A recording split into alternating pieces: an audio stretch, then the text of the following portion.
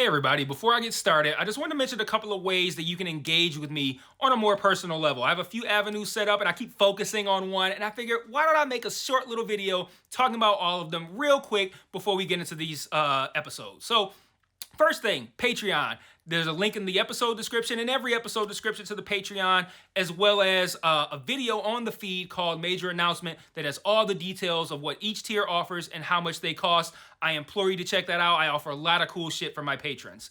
Second thing, the Discord channel. There's also a Discord link in the episode description, and in every episode description, I have multiple channels set up there for each show that I'm covering, and it's a great way to just engage with me. I have a channel set up for MMA talk as well. I'm a big MMA fan, so if you're an MMA fan, you can check that out as well. There's a link to the Discord in the episode description.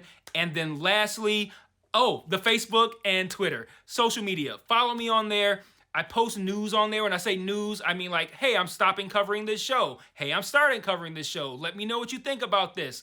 I do live watches of things on Facebook where like I'll check in and say, I'm watching so-and-so show. And then I'll like live comment while I'm watching it. And that'll be cool if maybe you watch that show too and you want to watch along with me, or you're watching it later and you will see my thoughts, which are usually pretty entertaining because I'm usually pretty high when I'm writing them. So check out all those links in each episode description, and let's talk about this episode. Peace. One mic. Yeah. All I need is one mic. Yeah. All I need is one mic. Hey everybody, welcome back to One Mic, and today I'm here to talk about Season 1, Episode 3 of Apple TV's Lessons in Chemistry, entitled Living Dead Things. I think the title here, which I wager is probably taken directly from the book, in a metaphorical sense, I think it refers to both Elizabeth and Harriet, both alive, but probably feeling not so alive after the death of Calvin. And that's what this episode is largely deals with, is the fallout of Calvin's death. Before I get to that, though, I want to cover a couple quick things real quick. If you're a longtime fan of this channel, you're probably going, oh shit, he didn't even drop a video for episodes 1 and 2. I didn't know he was covering this. Well, I didn't know I was covering this either. I intended on checking it out, and covering it was always on the table, but I didn't necessarily intend on it. And then the past several weeks have been kind of crazy. I haven't been able to get videos out on Friday like I've been accustomed to historically. And I didn't want to release a non-spoilery video for episodes 1 and 2 like I generally do the day before episode 3 comes out, or the day of, actually, the day episode 3 comes out. That's what would have happened. I didn't want to do that, so I figured like I'll just do a video for episode 3, maybe give a little bit of a not context, but discuss episodes 1 and 2 a little bit as I'm discussing the events of episode 3. So that's what I figured I was going to do. And if you're not a longtime fan and you just stumbled here by some other means, what up though? I do intend on giving this season of this show full coverage, which means I'll offer in-depth analysis of every episode every Friday. I'll try to do it every Friday. But this past month, like I said, Friday releases have been few and far between. It's been really busy for me. In a non-YouTube sense, but that's always the goal, is to get these Friday shows done on Friday. Watch them on I always watch them Thursday night. It's just a matter of getting them out Fridays. But my quick thoughts on the first 2 episodes of this show, I found them to be compelling, and they did hook me with the cliffhanger at the end of episode 2. I saw it coming, like right before he went outside to run, but it was still a shocking moment just how they played it out. Plus, cliffhangers, it's less about Calvin getting hit by the bus. It's supposed to excite you for what comes next. And yes, what happened was obviously terrible, but as soon as I figured out it might be about to happen, like before he left to go the run, I'm like, oh shit, they're gonna kill this motherfucker. But my immediate next thought was, everything is going perfect for their research and their relationship. So him being gone will likely fuck both of those things. How is she going to move forward? That was my thought immediately afterward. And that seems like the perfect segue into talking about this episode, because that's what we see. We see how Elizabeth moves forward this week. And, a moment ago, I talked about how everything was going perfect for Calvin and Elizabeth. And I wanted to add that I feel like things were going a little bit too perfect. An issue that I'm having with the show, and it's a small issue, is that the events feel a little bit too contrived. Like everything seems to take place in the farthest of extremes, and it's kind of stretching the credibility of the show just a little bit for me, not a lot, but let me explain what I mean by that. So Elizabeth lives in the sexist world of the 1950s, right? And we saw that all through episodes 1 and 2 We saw the type of adversity that she faces trying to live a normal life as a woman while men treat her as a lesser human being. But it felt a little too perfect that the handsome but reclusive scientist that she needed to do her research was willing to come out of his shell, stand up against sexism from his superiors on her behalf, and was instantly willing to give up on his dreams of marriage and children just to keep having her around. It was like, okay, yeah, it's like, oh, their relationship is going perfect, but it's like, okay, this is too perfect. And then it's like, okay, it wasn't enough of a stretch for me to see it as an issue, but I noticed that everything seemed a little too perfect. Like, but then Elizabeth's downfall felt like the complete opposite of the end of the spectrum, and it's kind of like that, it's like the when it rains, it pours. It's like the definitive example of when it rains, it pours. Like, not only did the love of her life die, and now her research is fucked, and she's back under the thumb of a sexist school board, which is enough story right there. Like, I'm already invested and interested in how does she recover from losing him? How does she recover from losing the research? How does she, combat the sexism? How does she end up with this cooking show? Like, already that's enough, right? But now, additionally, she's alone and also pregnant and is about to be a single mother. And then on top of that, she also now finds out that he intended on proposing to her. And I'm just like, again, it's not a huge issue for me, but it just feels like a bit unimaginative to like only operate in the easiest places to create the best case scenario and the worst case one. Like, let's have everything go perfectly, and then let's have everything go the complete opposite and go as bad as it can go. And I don't know. I just got like that just kind of irritated me a little bit. I'm just like, okay, we're just piling all the trauma on this woman, and it's like, okay, I get it, but like, it's a little bit too far. It's like, okay, I understand that you're going heavy with the shit that she needs to overcome, but like, fuck, ease up. But then again, they're going by the book, I'm assuming. But maybe having something small go wrong that, well, I guess as a suggestion, maybe they could have something small go wrong, but it then has big implications. It just feels like they're going to the easiest places for obstacles for Elizabeth, and I know that's a bit of a nitpick, but when she discovered the wedding ring, I did kind of roll my eyes, like, okay, this is getting to be a bit much. I get the point. Now, what I did like about this episode, though, and again, I focused on that a little bit right there, but that was not a huge sticking point for me. Just something I noticed. There's actually something in the episode that I disliked a little bit more, which still was not a huge sticking point, but I didn't like it.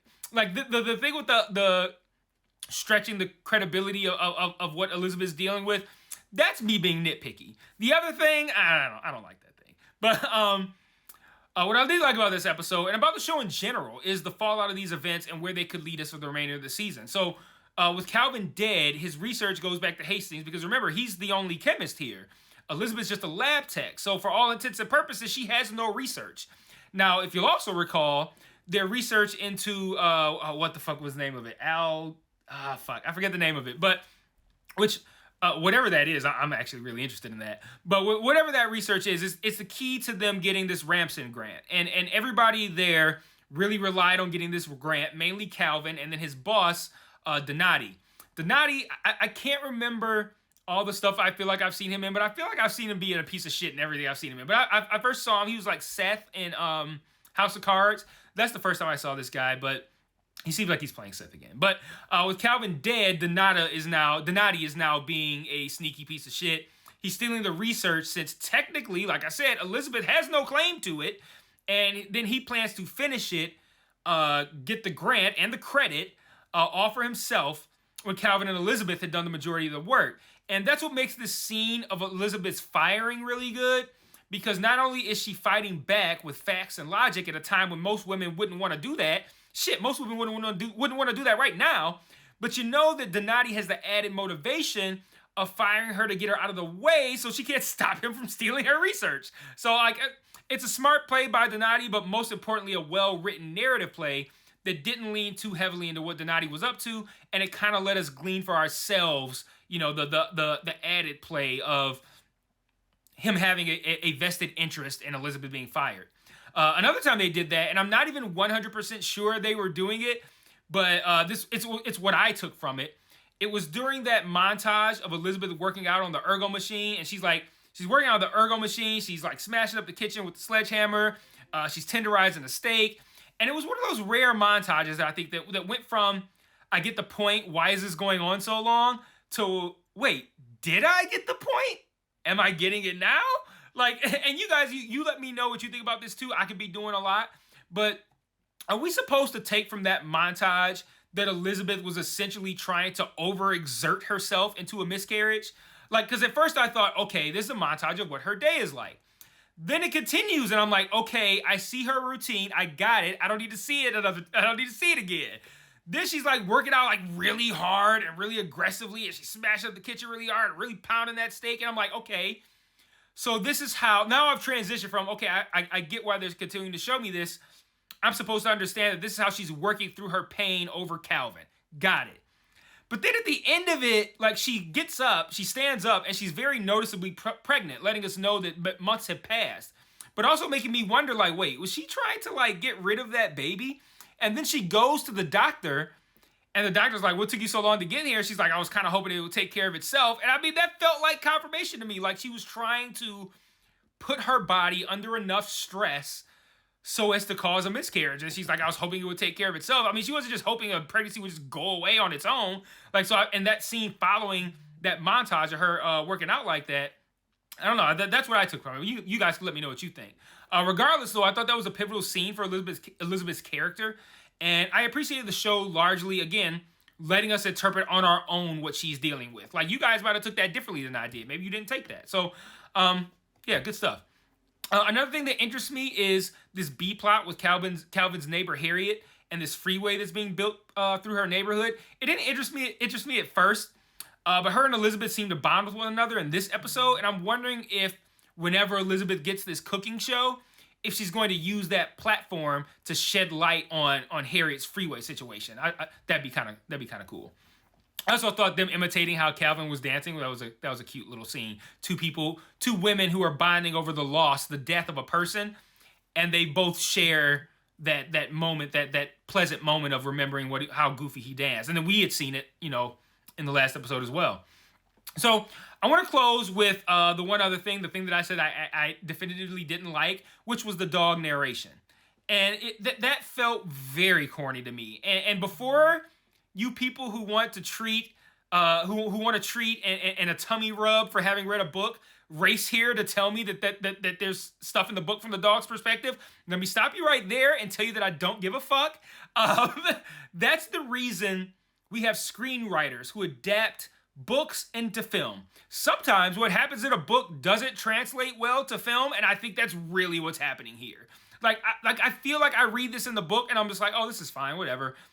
Now I see the dog's perspective. But we're like, on TV, I feel like I'm watching Alf or some shit. Like, you got the dog who's voiced by the fucking BJ Novak from The Office. I'm not joking, that is the voice of the dog.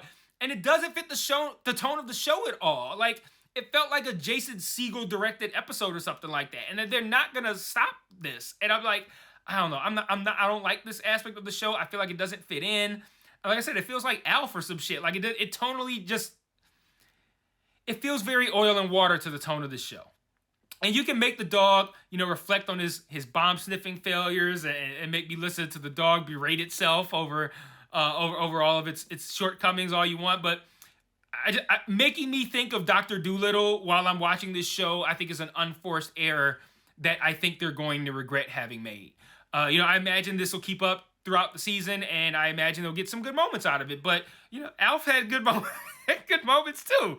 Just not on a show about pain, loss, sexism, chemistry, corporate America, rebounding from adversity, whatever. But I'll close by saying this.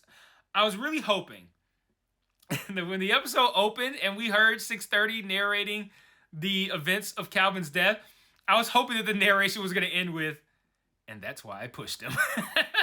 So I'll see you guys next week for episode 4. Until then, peace.